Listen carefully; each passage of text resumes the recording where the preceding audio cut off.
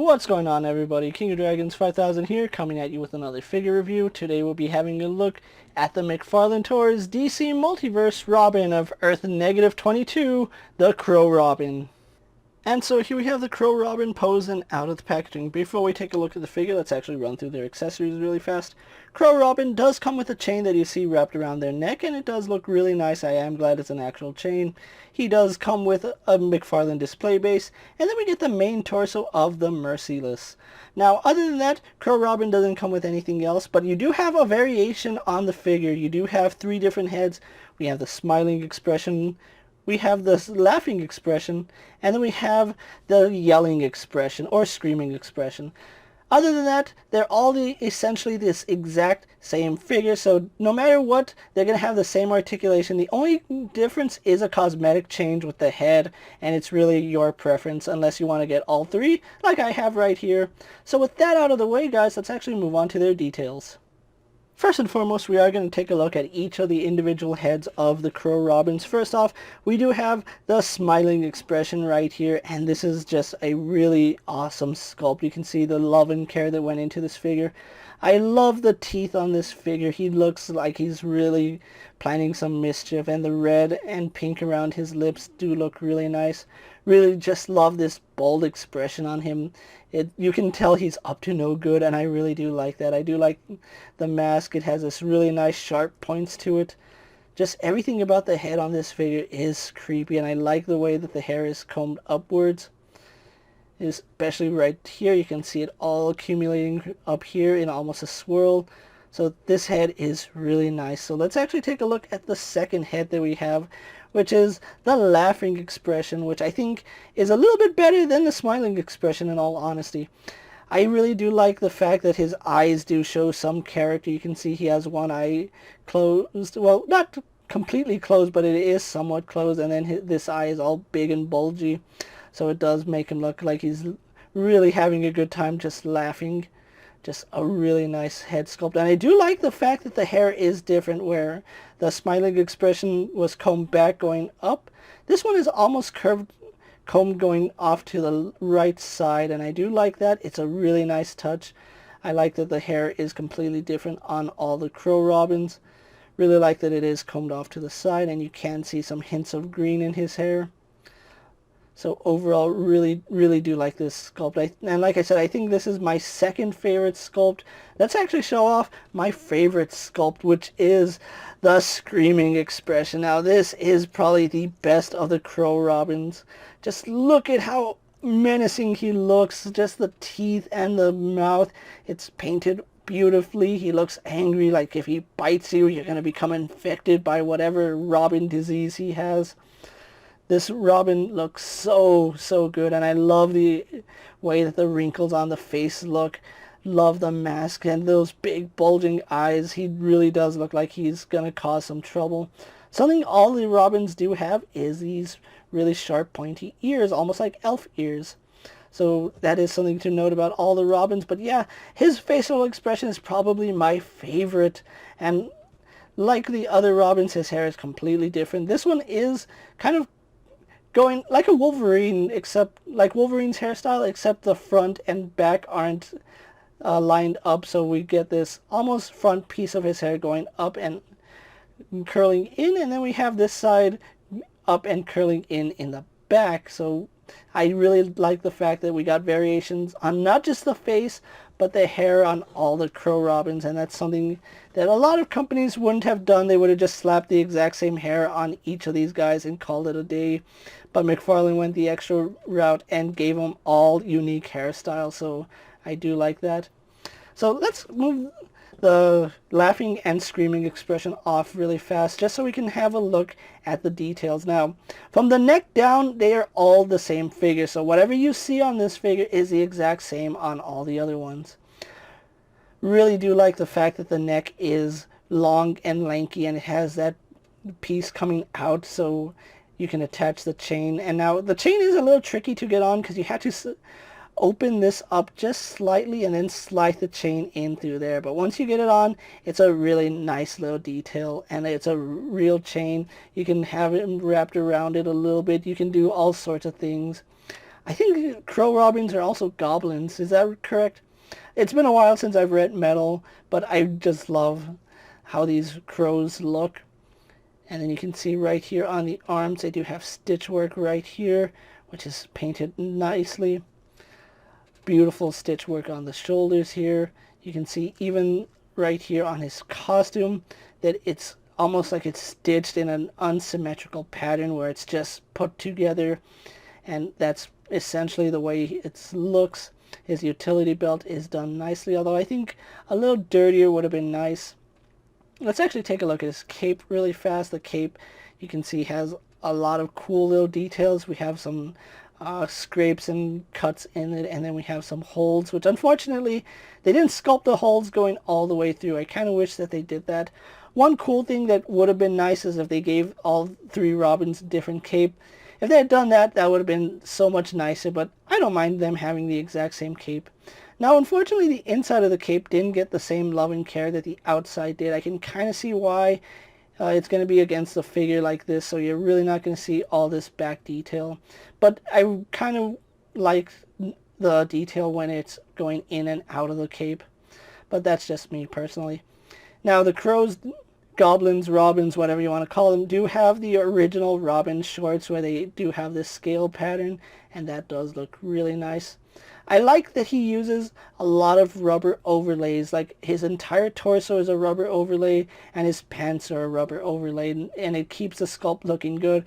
It does hinder articulation, don't get me wrong, but aesthetically he looks really nice, and you can see just how horrifying he is. All his skin looks like it's decaying, he's scarred up. Again, we have some scars. He looks like he's carrying some kind of vicious disease that just looking at him could give it to you. And just look at all this detail right here. That's something that you really don't see on a lot of companies these days. Having a look at their boots, you can see we do have nicks and tears, and their boots are highly unkempt, and I love that little detail. Everything about this Robin, Goblin, Crow, whatever you call them, they look like they're up to no good. And McFarlane perfectly captured that here, and this crow is a really good example of what McFarlane can do. Really glad McFarlane did make the Crow Robins. They look so fantastic. So with that out of the way, guys, let's actually compare them to other figures you may have in your collection. And so here we have a Crow Robin posed next to a Marvel Legends Cyclops and a DC Multiverse Superman. Here we have the Crow Robin posed next to a WWE Elite Scale figure and a Mezco 1/12 Collective Popeye the Sailor Man. Here we have the Crow Robin posed next to a Lightning Collection White Ranger and a Star Wars Black Series Mandalorian. And finally, here we do have the Crow Robin posed next to a McFarlane Multiverse Batman and a McFarlane Multiverse Batman Who Laughs. So with the comparisons out of the way, let's actually run through their articulation really fast. Now, Crow Robins here do have quite a bit of articulation. It is lacking in some parts, and I'll get into that. Starting at the head, it does appear he has a double ball joint at the head, so that moves around really nicely. You can see he can look up, he can look down, he can tilt his head side to side, and that's just gruesome. That's terrifying. Does turn left and right. Really good movement in the head. I'm not sure if his neck has any movement. It does feel like it, but at the same time it feels like I'm gonna pop the head off, so I don't think the heads are the neck is supposed to move, but it does feel like there might be a joint in there. I don't know, I haven't taken them apart yet, so that's to be decided. Arms are on ball sockets going into the torso, so we do have a little bit of forward and back movement. Not a lot, but it is something. Does pivot up and down slightly. Does go out to the side pretty nicely. Goes all the way around, no problems there. We do have a bicep swivel right underneath the sleeve, so that does rotate nicely. He does have, unfortunately, single jointed elbows, and that goes up to about 90 degrees, which is pretty decent. He does have a ball hinge here at the wrist, which does move in and out. We can rotate that joint to have up and down movement, and then it does rotate on that peg. Now here's where the overlay does get a little bit tricky. He does have an ab crunch. Now the ab crunch is directly here at his chest, where you see his pectoral muscles. That's where the joint is, so he does hinge back about that far. He can hinge forward about that far, which is pretty good range. I do like that. Now he also does have a swivel up here in the mid-torso. And now it does appear like he's... Actually, you know what? He appears to have... Yeah, it looks like he has two torso joints. We have a mid-torso joint that does rotate. And then we have a waist joint that rotates. Because I'm rotating that. Yeah, those are rotating independently of each other. So we do have rotation right here at his chest. Then we have rotation down here at his waist. He does have a hinge joint, which does let him hinge to the side. Now, you saw that he can go all the way to the side, but this rubber overlay has a tendency to push him back to neutral position. Moves to the side, really. Oh, that's how he is designed, huh?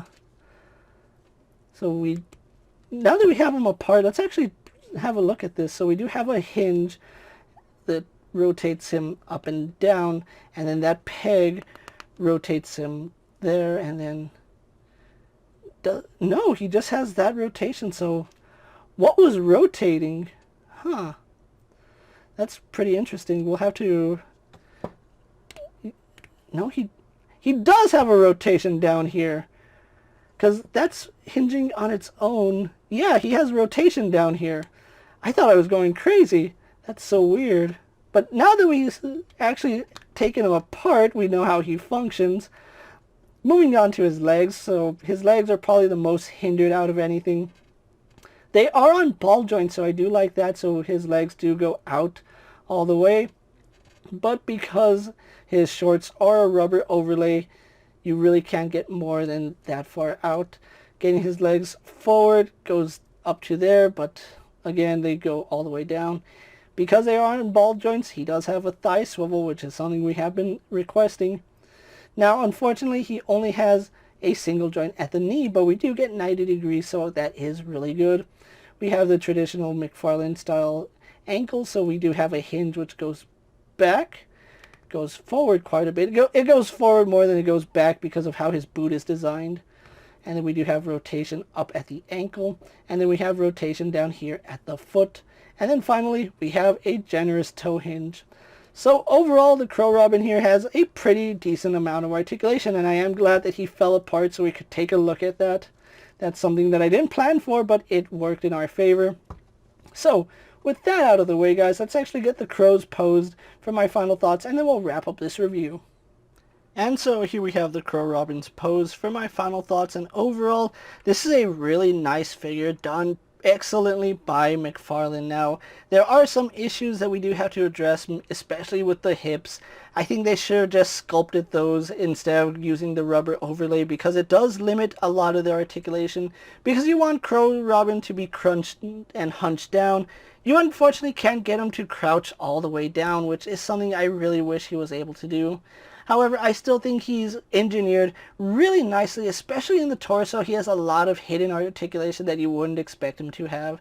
And that's one thing I am glad that McFarlane was able to do, was engineer him to have articulation, but not break up the sculpt. That's something that a lot of companies can't really do. A lot of companies will sacrifice articulation for sculpt, or sculpt for articulation. And McFarlane kind of introduce them both here. We do have really nice aesthetic plus really good articulation. I am saying good because he could have better articulation. If I figure out what's going on with the neck, I might be able to see if he can move around his neck a little more. And his legs are something that we do have to address. That rubber overlay for his hips is a really terrible idea. I kind of wish that they just went with a traditional pelvis and hips, but that's me personally, and I know a lot of people do feel the same way. Other than that, I really do enjoy this Crow Robin. Now, if you are looking for a particular head of Crow Robin, I have heard that it is relatively easy to find them at retail now. That's finding Crow Robin. If you're looking for a specific head, that is a 1 in 3 chance to find it. If you are planning on picking up all three, that's a 1 in 3 chance that you have to do over and over again, which equals about 3%. Now, I was actually really lucky to get this from Amazon and get all 3 heads on my first go, so I'm really thankful for that, and it could have gone even worse if I had gotten multiples. Thankfully, I didn't. Crow Robin here, since he is part of the Merciless Build-A-Figure, will run you about $24, which is a little bit steep, but seeing as how he does come with the biggest part of the Build-A-Figure, plus I think he has a lot of nice engineering to him. I think that $24 is well worth the price. So if you are looking to pick up Crow Robin, do be expecting to pay at least $25. With that being said, guys, I'm KingofDragons 5000. Don't forget to like this video, leave a comment, subscribe to my channel. Go check out all my other action figure reviews as well as all my other McFarlane videos. Hopefully you find them informative. As always, if there's a figure you would like to see me review, let me know down in the comments, and if it's in my collection, I'll definitely have a look at it. While you're at it, check out my Instagram account for new and exciting action figure photos. And as always, ring that bell to be notified every time I upload a video. Until next time, guys, I'll see you later. Take care, everyone.